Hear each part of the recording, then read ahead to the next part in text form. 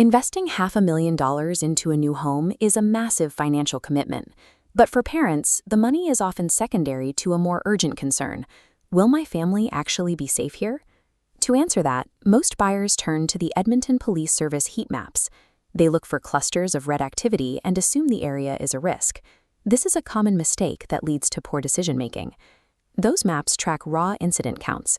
Because commercial hubs, transit stations, and industrial zones naturally generate more calls, inflating the numbers for the quiet residential streets next door. To find the truth, you have to look at per capita rates, the number of incidents relative to the population density. This is the only accurate measure of residential risk. Relying on raw data creates false panic. It forces buyers to overlook perfectly secure communities simply because they neighbor high-traffic amenities. True security isn't found on a police map.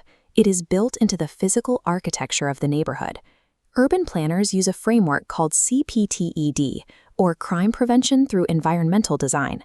It's a set of engineering principles that physically deter criminal activity by manipulating the layout of streets and properties. The first pillar is natural surveillance. Clear sightlines from living room windows to the street leave bad actors feeling exposed. The other pillars are territorial reinforcement and natural access control. Community gardens signal a cared-for space, while cul-de-sacs physically block high-speed cut-through traffic. Beyond crime, safety means traffic control. Edmonton's Vision Zero initiative aims to eliminate traffic fatalities by using physical calming measures like raised crosswalks and strict 40-kilometer-per-hour residential speed limits. Ultimately, a truly family-friendly neighborhood operates as a carefully engineered ecosystem of clear sightlines, controlled access points, and strictly managed traffic physics. In the 2026 market, Edmonton offers 3 distinct ways to buy into this kind of ecosystem. The first is the private suburb, found in areas like the Orchards at Ellerslie or Lake Summerside. These neighborhoods rely on mandatory homeowners associations or resident associations. These are legally binding encumbrances on your property title that require you to pay annual fees for community maintenance. As shown here, those fees buy you a highly secure, resort-style environment. Residents get exclusive access-controlled use of 32-acre private lakes and large programmed clubhouses.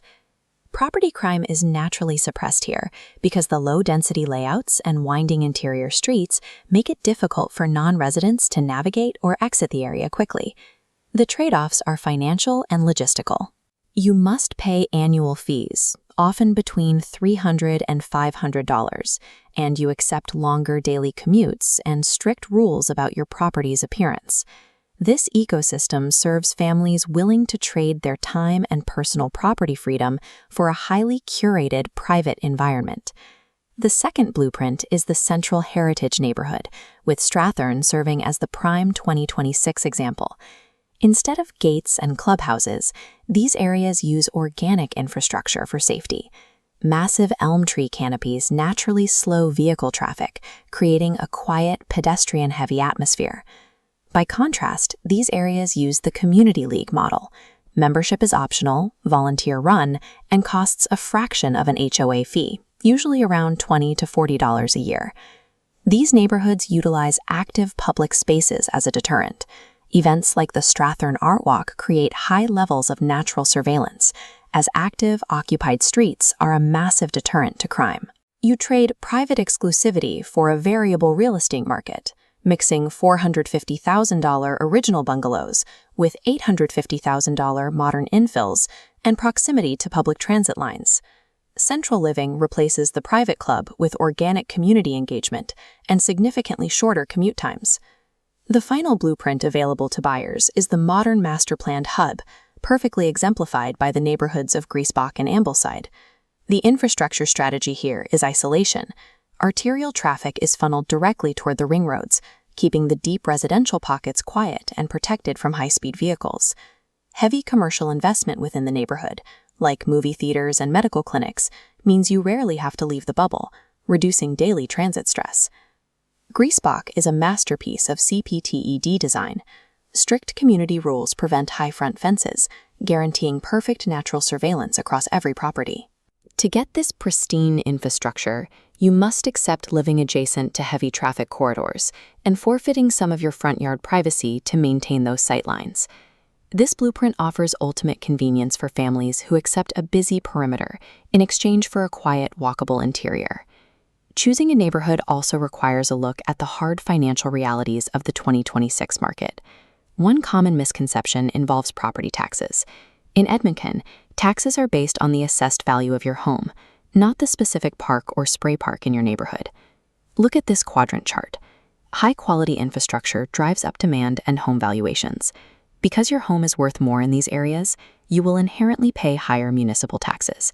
However, that demand provides a return on investment. Properties in these engineered environments command a premium, which helps buffer your equity against long-term real estate downturns. These engineered environments function as highly insulated financial assets, securing your capital alongside your family.